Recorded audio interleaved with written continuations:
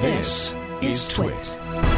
Well, the feature I want to talk about first is focus mode. So people who are familiar with Do Not Disturb already actually know what a focus mode is. Congratulations. It is essentially Do Not Disturb on steroids. So we had Do Not Disturb while driving that appeared a couple of iOSs ago. And that, you know, when you're driving, we'll send a message back and say, hey, I'm driving right now. If it's urgent, reply with urgent and it'll break through. And then we got sleeping and sleep mode last year. And that was a different kind of Do Not Disturb. And this year, well, in True Apple Forum, they've amped it up a little bit. And instead of just having Do Not Disturb, sleep mode, and Do Not Disturb while driving, we have focus modes, which takes all of those options and it allows us to create our own ones as well. So, for example, there's Do Not Disturb still exists. There's driving, there's sleep, there's work, personal, and of course, for me, I've added my own called podcasting. You'll see it's on right now. And if I pop into that one, then I can give you a little overview of podcasting, my personal little focus mode. So I've got allowed notifications from 3 people, okay? Because I podcast with 3 different people. So I've got David Sparks, Micah Sargent, and Scotty Jackson in here. And I can also allow calls from my favorites. And these are the favorites saved in the favorites section of the phone app on iPhone. I can also explicitly allow certain applications, and here I've chosen to allow messages in Zoom because obviously I use Zoom to record podcasts most of the time, and that's what I needed there. But what you can do, as well as allowing certain people and certain apps to get in touch with you, is you can have multiple different home screens on your device. Okay, so if I swipe up from the bottom, this of course is the iPad. I had a little accident with my phone before the show, and it's currently trying to install an update/restore my phone. I'm not sure what's going on. I'll fix that later. So of course, I'm not using the device that I've actually got the separate home screen set up on. But you can see I've got a lot of home screens here. And if I wanted to just use this home screen right here while I'm podcasting, then back in settings under lock screen, under home screen, I can choose custom pages. And when I enable this and I choose a page and I tap done, then I can just see these pages here. And then when I go back, look, there's just an app library and a notification center. And that's it. All of my other home screens have vanished. And this is great, especially because like day to day, I might not want to see this home screen at all. And you can add more home screens and so on when you're not in a focus mode to allow that. So you can create multiple different home screens and you can swap them. Of course, there's a whole bunch of automation possibilities in here. I'm actually going to save that for Shortcuts Corner because I know a lot of people are going to be very excited about the automation options that they can do with focus modes. But what I really like here is the share across devices. And Micah, for me, this has been a game changer. I don't know how many times I have left my iPad or one of my iPads. I have an iPad mini and an iPad Pro in the other room. I've gone to bed and I'm lying there and I can hear ding, ding, ding of messages coming through because I was using that device before bed. And so I turned off silent mode and so on because I wanted to hear the notifications while I was using it. And then I forgot to turn it off. And it didn't go into Do Not Disturb automatically. Maybe it wasn't Do Not Disturb and I took it out because I was missing messages from people, as sometimes happens. And oh my gosh, is that the most frustrating thing on the planet? Well, this sync or share across devices feature for focus modes has completely and utterly fixed that problem for me because I go to bed and what I do, I've got a little NFC tag by my bed. So for people who aren't sure, NFC tags, they're a special kind of sticker or a plastic chip. And I'm going to try and hold one up here so that you can kind of see if you're watching the video stream. It's a sticker with, lines and some, it's a chip inside of it, basically. It's easier to see it through the back, I think, where your phone can read it. And all your phone does with Shortcuts is it reads the ID of the tag. There doesn't need to be any data on it whatsoever. But I have one by my bed and I just tap my phone on it and put my phone on the charger. And when I tap my phone on it, it sets my phone into sleep mode. It checks to make sure if I've got any early meetings the next day, it can modify an alarm and so on and so forth. But by putting my phone in sleep mode, that tells my other iPads, that tells my Mac running macOS Monterey, because I've got a Mac running macOS Monterey, not this one, because I didn't want you or anyone in the studio to want to kill me today. But it puts everything in sleep mode. And that actually triggers further automations, which makes other things happen as well. But the brilliance of this is it does mean that I go to bed and I tap my phone on this tag and all of my devices go into sleep mode. And that's it.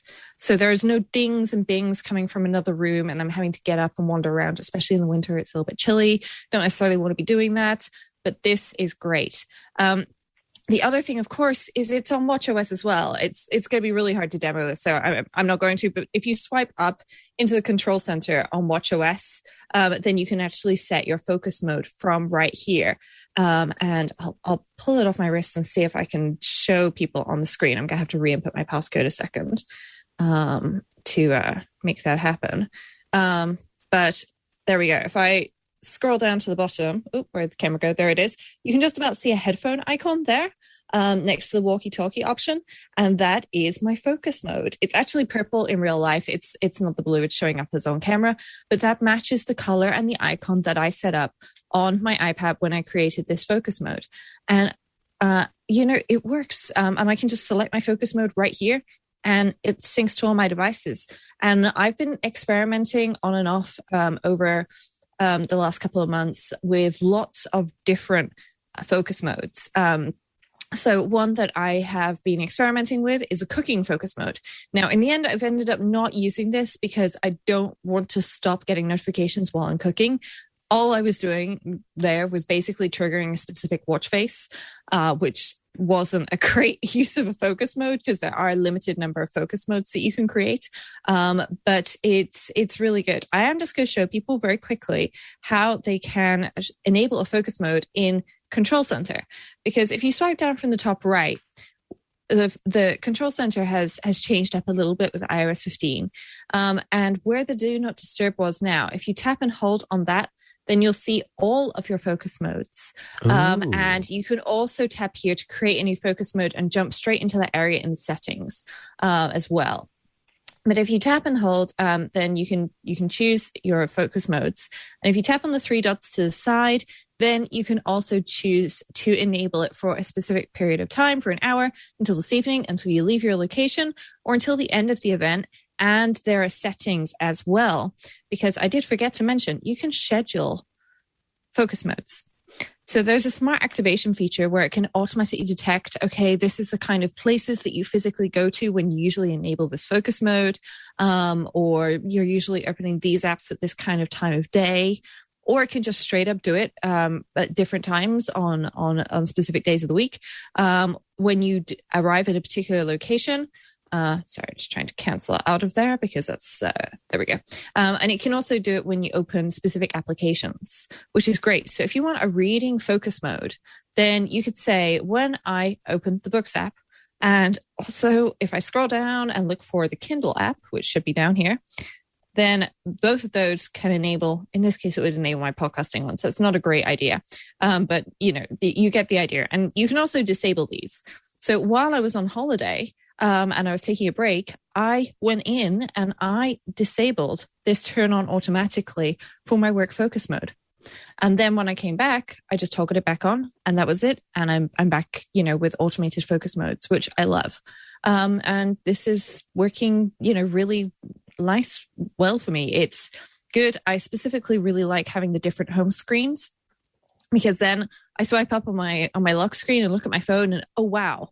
Okay, yeah, I'm supposed to be working. I'm not supposed to be checking Discord or, browsing Reddit or whatever. There's a mail and Outlook there that I need to respond to or something like that. And so it's really useful from that perspective because it does just help you do a little bit of a mind shift for people who try to, focus on specific areas. And so I'm going to do this kind of thing and I'm going to do this kind of thing. Like if you're a college student, you might have a in-class focus mode versus a studying focus mode versus a casual study mode. And the casual study mode could allow notifications through from friends and so on, whereas your regular study mode doesn't. And then your in-class one might have, different apps so that you can easily access the in-class notes or something.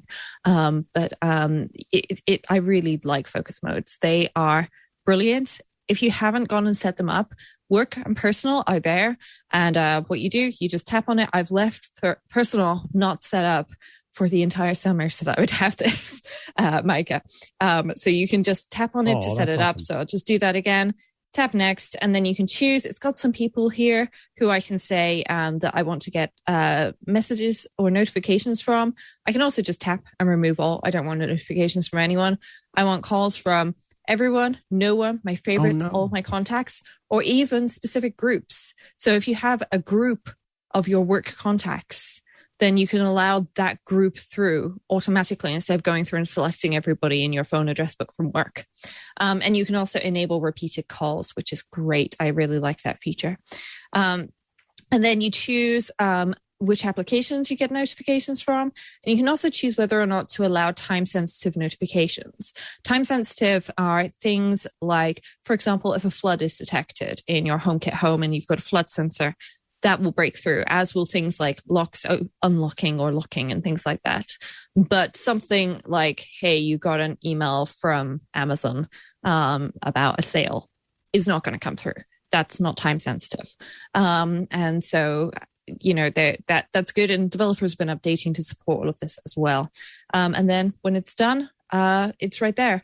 And I should say, if you have, and I'll just pop into the podcasting mode, lock screen options. You can choose to dim on the lock screen and show on the lock screen. And then I've dimmed my lock screen here, and you can just see under the time, there's a little icon there with some headphones. And apparently Maddie has a mood going on today, which is very entertaining as always. So I probably need to disable Discord notifications while I am doing this. But hey, that's, it's all about tweaking things, and basically do not disturb went on steroids, and we have focus modes now, and they're great.